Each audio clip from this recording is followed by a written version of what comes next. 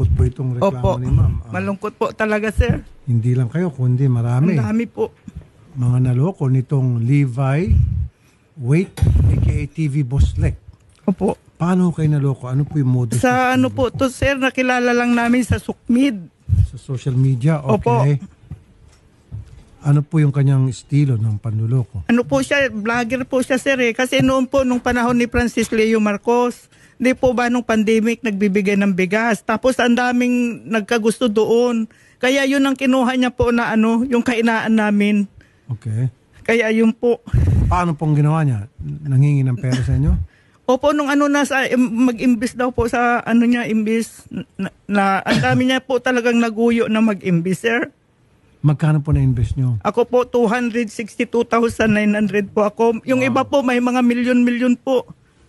Dami po talaga. Paano na kayo nakumbinsi mag-invest sa kanya? Para saan? Anong gagawin? Ano po yung kasi sa Timpayaman po yun sa Speed Finance.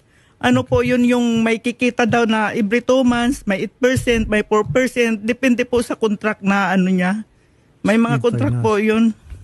Ito po Okay. yun. Okay naman po nung una, nabibigay naman po niya yung income ng mga pera namin. Kaya lang nung June, mula June last year, yun na po, pahirapan na. Puro na lang siya paasa. Katulad ko po, may sakit po ako, sir. Sabi ko, kailangan ko na talaga yung pera ko kasi kailangan ko magpagamot. Pero wala lang po siya, paasa lang po siya. Ganun po sa mga investment cam.